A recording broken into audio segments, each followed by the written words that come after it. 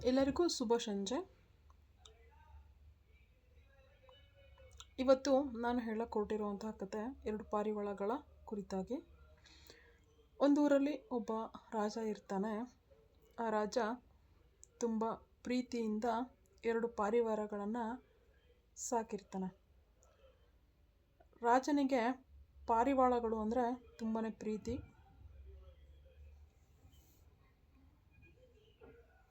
ಅದರೊಂದಿಗೆ ಈ ಪಾರಿವಾಳಗಳನ್ನು ಸಂದೇಶ ಕಳಿಸುವಂತಹ ಉದ್ದೇಶಕ್ಕೋಸ್ಕರ ಸಾಕಿರ್ತಾರೆ. ಮೊದಲೇ ರಾಜನು ಪ್ರೀತಿಯಿಂದ ನೋಡಿಕೊಳ್ಳುತ್ತಿರುವಂತಹ ಪಾರಿವಾಳಗಳು. ಅದರ ಮೇಲೆ ಸಾಮಾನ್ಯವಾಗಿ ಸೇವಕರು ಸಹ ಹೆಚ್ಚಿನ ಒಂದು ನಿಗಾವನ್ನು ವಹಿಸಿರ್ತಾರೆ. ಇಂಥ ಸಂದರ್ಭದಲ್ಲಿ ಒಂದು ಪಾರಿವಾಳ ತುಂಬಾ ಆ್ಯಕ್ಟಿವ್ ಆಗಿ ಸಂದೇಶವನ್ನು ರವಾನಿಸುವುದು, ಹಾರೋದು, ದಿನನಿತ್ಯದ ಕಾಯಕದಲ್ಲಿ ತೊಡಗಿರುತ್ತೆ. ಮತ್ತೊಂದು ಪಾರಿವಾಳ ಸದಾ ಬರೀ ಟೊಂಗೆಯ ಮೇಲೆ ಕುಳಿತುಕೊಂಡು ಕಾಲವನ್ನು ಹಾಕ್ತಾ ಇರುತ್ತೆ. ಈ ಟೊಂಗೆಯ ಮೇಲೆ ಕುಳಿತಂತಹ ಪಾರಿವಾಳವನ್ನು ನೋಡಿ ರಾಜನಿಗೆ ತುಂಬಾ ಚಿಂತೆ ಉಂಟಾಗತ್ತೆ. ರಾಜ ತುಂಬಾ ಪಾರಿವಾಳಗಳ ಬಗ್ಗೆ ಯೋಚನೆ ಮಾಡುತ್ತಾ ಚಿಂತಾಕ್ರಾಂತನಾಗಿ ಸುಮ್ಮನೆ ಕುಳಿತುಬಿಡ್ತಾನೆ. ಅಂತಹ ಸಂದರ್ಭದಲ್ಲಿ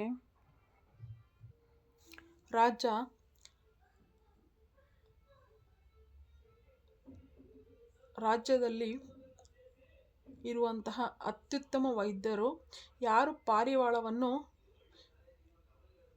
ಮೊದಲಿನಂತೆ ಮಾಡುತ್ತಾರೆ ಅವರಿಗೆ ಉತ್ತಮವಾದಂತಹ ಬಹುಮಾನವನ್ನು ಕೊಡುವುದು ಅಂತ ಹೇಳಿ ಡಂಗುರವನ್ನು ಸಾರಿಸ್ತಾರೆ.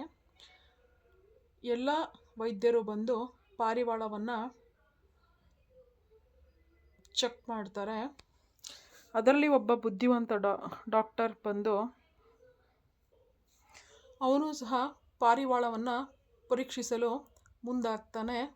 ಮೊದಲೇ ಅವನು ಬುದ್ಧಿವಂತ ವೈದ್ಯ. ಅವನು ಪಾರಿವಾಳವನ್ನು ಪರೀಕ್ಷಿಸುವ ಮುನ್ನ ಪಾರಿವಾಳದ ಚಲನವಲನಗಳನ್ನು ಗಮನಿಸ್ತಾನೆ. ರೆಂಬೆಯ ಮೇಲೆ ಕುಳಿತಿದ್ದಂತಹ ಪಾರಿವಾಳ ಏನಕ್ಕೂ ಸಹ ಕದಲದೆ ಅಲ್ಲೇ ಕುಳಿತಿರುವುದನ್ನು ವೈದ್ಯ ಗಮನಿಸ್ತಾನೆ. ಗಮನಿಸಿದಂತಹ ಸಂದರ್ಭದಲ್ಲಿ ವೈದ್ಯ ಹೇಳ್ತಾನೆ, ರಾಜರೇ, ನಿಮ್ಮ 2 ಪಾರಿವಾಳಗಳು ಸಹ ಚೆನ್ನಾಗಿಯೇ ಇದ್ದಾವೆ. ಆದರೆ ನನ್ನದೊಂದು ಚಿಕ್ಕ ಸಲಹೆಯನ್ನು ನೀವು ಅಪ್ಪಣೆ ಕೊಟ್ಟರೆ ಅದನ್ನು ನೀವು ಆಜ್ಞೆ ಮಾಡಿದರೆ ಈ ಪಾರಿವಾಳದ ಸಮಸ್ಯೆಯನ್ನು ನಾನು ಬಗೆಹರಿಸುತ್ತೇನೆ ಎಂದು ರಾಜನಿಗೆ ವೈದ್ಯರು ಹೇಳುತ್ತಾರೆ. ರಾಜ ತುಂಬ ಖುಷಿಯನ್ನು ಪಟ್ಟು ಹೇಗಾದರೂ ಆಗಿ ನನ್ನ ಪಾರಿವಾಳ ಮೊದಲಿನಂತಾಗಲಿ ಎನ್ನುವಂತಹ ಒಂದು ಆಸೆ ರಾಜನಲ್ಲಿ ಮೂಡುತ್ತೆ. ಆವಾಗ ವೈದ್ಯ ಒಂದೇ ಒಂದು ಮಾತನ್ನು ಹೇಳ್ತಾನೆ, ರಾಜರೇ, ಪಾರಿವಾಳವು ಕುಳಿತಿರುವುದು ಟೊಂಗೆಯ ಮೇಲೆ. ಆ ಟೊಂಗೆಯನ್ನು ನಾವು ಕತ್ತರಿಸಿದರೆ ಪಾರಿವಾಳದ ಸಮಸ್ಯೆಗೆ ಉತ್ತರ ಸಿಗುತ್ತದೆ. ರಾಜನು ವೈದ್ಯರು ಕೊಟ್ಟಂತಹ ಸಲಹೆಯ ಮೇರೆಗೆ ಆ ಟೊಂಗೆಯನ್ನು ಕತ್ತರಿಸಲಿಕ್ಕೆ ಹೇಳ್ತಾರೆ. ಎಂದು ಟೊಂಗೆಯನ್ನು ಕತ್ತರಿಸಲಾಯಿತೋ ಆವಾಗ ತಕ್ಷಣವೇ ಪಾರಿವಾಳ ಎದ್ದು ಹಾರಲು ಆರಂಭ ಮಾಡುತ್ತೆ. ಆ ರೀತಿ ಪಾರಿವಾಳ ಹಾರುವುದನ್ನು ಕಂಡು ರಾಜನಿಗೆ ಅತಿ ಆಶ್ಚರ್ಯವಾಗತ್ತೆ. ರಾಜನಿಗೆ ಅಂತೂ ಇಂತೂ ತನ್ನ ಸಮಸ್ಯೆ ಬಗೆಹರಿಯಿತು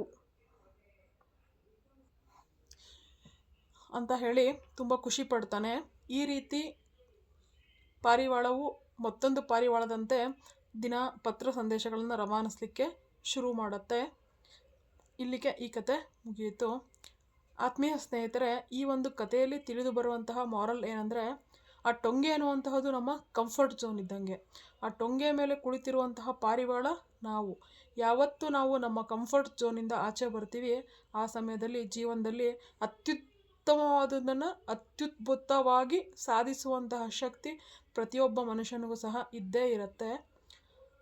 ಮನುಷ್ಯನಿಗೆ ಗೆಲ್ಲಿಕ್ಕೆ ಒಂದು ಛಲ ಬೇಕು. ಆ ಛಲಕ್ಕೆ ಆತ್ಮವಿಶ್ವಾಸ ಅನ್ನುವಂತಹ ಬಲ ಬೇಕು. ಆ ಛಲ ಮತ್ತು ಬಲ ನಮ್ಮದಾಗಲಿ. ಜೀವನದಲ್ಲಿ ಎಲ್ಲರೂ ಸಹ ಒಳ್ಳೆಯದನ್ನು ಸಾಧಿಸೋಣ. ಎಲ್ಲರಿಗೂ ಧನ್ಯವಾದಗಳು. ನಮ್ಮ ಈ ಒಂದು ಕಥಾ ಸರಣಿ ನಿಮಗೆ ಇಷ್ಟ ಆದರೆ ದಯವಿಟ್ಟು ನಮ್ಮ ಚಾನಲನ್ನು ಸಬ್ಸ್ಕ್ರೈಬ್ ಮಾಡಿ. ಈ ಕಥೆ ಸರಣಿಗಳನ್ನು ಬೇರೆಯವರಿಗೆ ಶೇರ್ ಮಾಡಿ. Thank you.